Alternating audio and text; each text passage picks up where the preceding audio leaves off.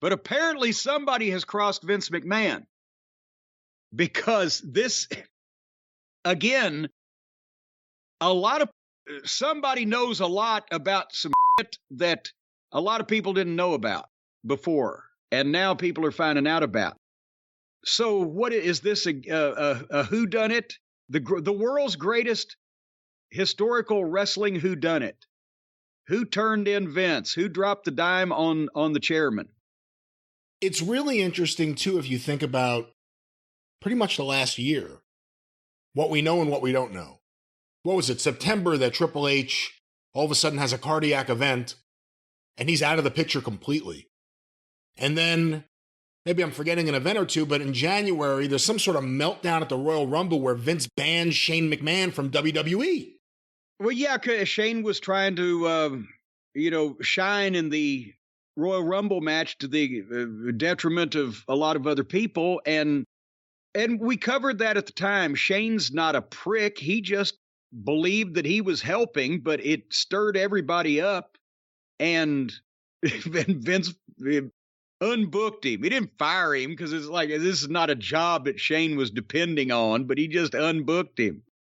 Then at some point between the Royal Rumble and WrestleMania, I guess that's the period of time we would think that the board of directors initiated this investigation. So Vince and Stephanie and everyone knew about it, and then Vince headlined WrestleMania. It was supposed to be, the word got out, it was him against McAfee. Then they changed it to McAfee versus Theory. It became McAfee versus McMahon, which became Vince versus Austin.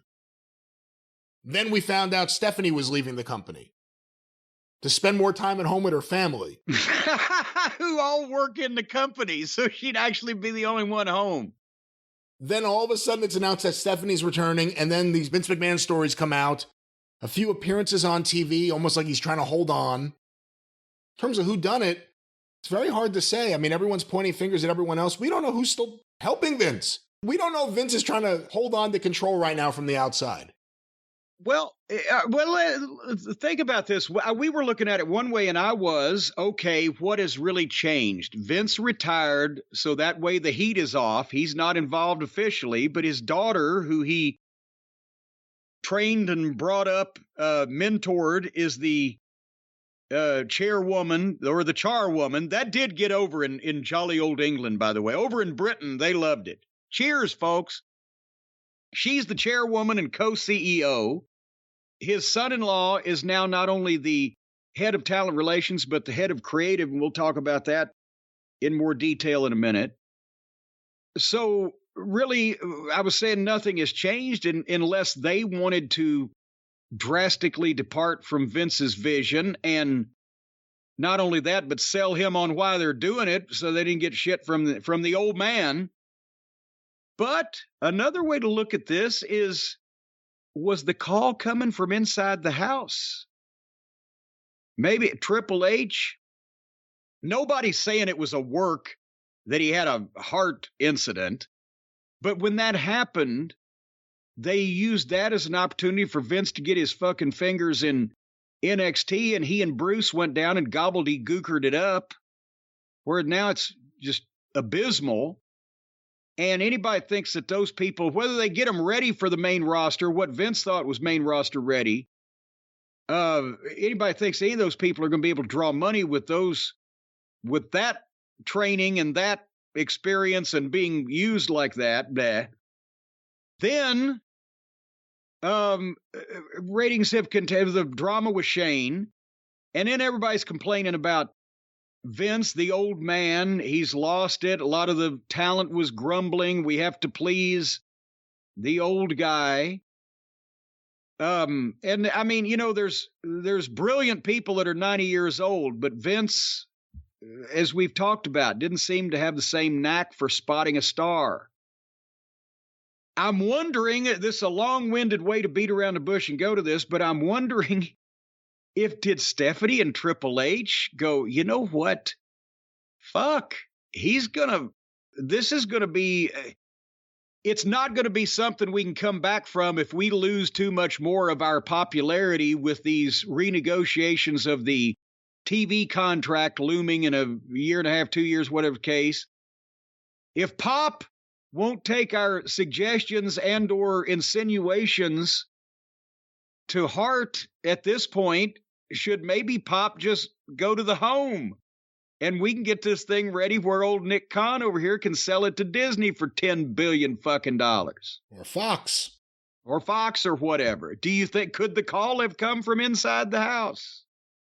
Well, again, we did this the other day on the show. I have here the board of directors of WWE, Stephanie McMahon, Paul Levesque, Nick Khan. Again, Nick Khan, their longtime agent, a successful agent in Hollywood, not just their agent, a big agent. Yeah. They brought him in-house for a reason. We all thought the reason was to sell. Again, we don't know if Vince McMahon was standing in everyone's way for creative reasons. We don't know what other things were happening in the business side. Maybe Daddy said don't sell. We don't know. It certainly seemed like in other areas he was trying as hard as he could to hold on. Certainly surrounding himself with, stooges, the likes of which we haven't seen since Nixon. And again, the other people on Wait a minute. Does that make, if Laurinaitis is Spiro Agnew, does that mean who would Bruce be then? Or could Bruce be old Spiro? Bruce is like Liddy, I think, more than... despite, having hair and no mustache. No, since he's always smiling, he could be G. Gordon Giddy.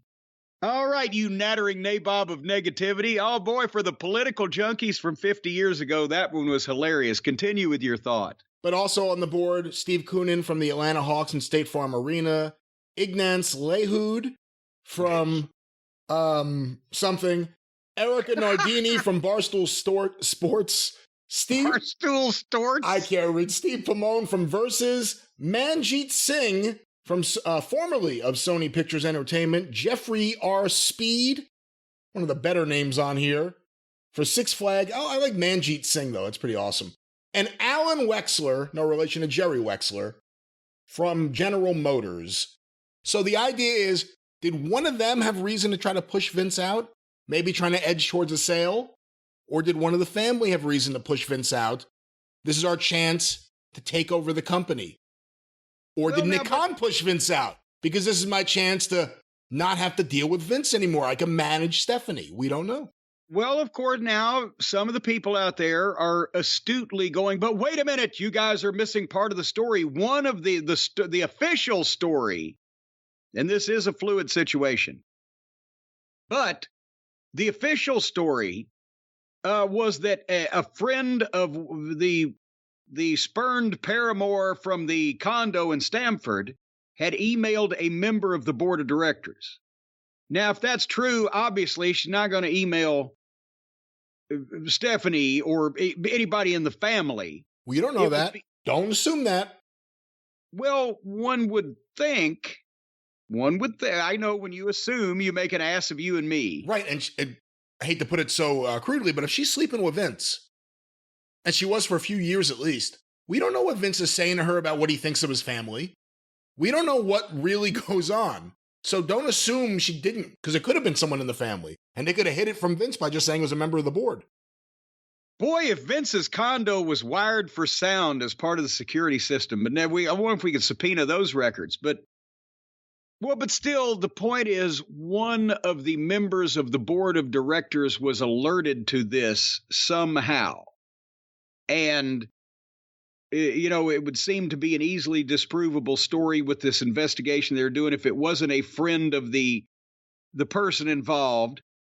But I'm just wondering how they found a friendly member, or not a friendly member, but a non-friendly member of the board, how they knew for sure.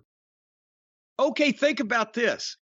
If you're the friend of some illegal paralegal, the telltale tart, and you know this story, and wouldn't you probably, unless you had inside information, which she did, wouldn't you know that, or think that most of the important people in the company would already know about this?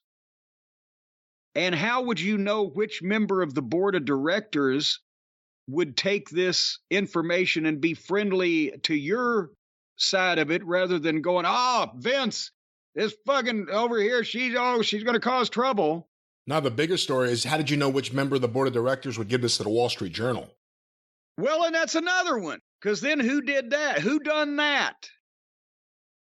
Was it the board of directors person, or was it the friend? Was it the friend trying to make sure that people knew that the board of directors knew about this? No, it was, I believe the Wall Street Journal's original article stated it came from a source with knowledge on the board of directors. Well, there you go then. See, it's a carefully orchestrated plan. And it revolved around Vince McMahon's well-known predilection for doing whatever the fuck he wants to do. And they just had to sit back but I can't believe, again, that he won the first round with the federal government 30 years ago, which is amazing enough. When you come off scot-free from a federal prosecution, you're doing something.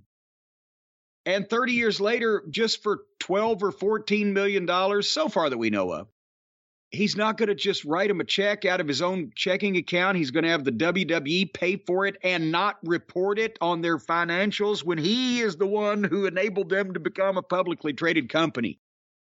Even for Vince, that's not even balls. That's just a slip up in paperwork and doing things right. You know, if you're going to do shit under the table, you ought to know how far you need to go to get under the table. It was arrogance is what it was, but the big question is, do you think Jerry McDevitt will ever get to retire? No, poor fella. We thought Vince was never going to be the one to retire. Now Vince is retired and Jerry McDevitt has to work for the next 5 years to get Vince out of all the shit that he just got himself in.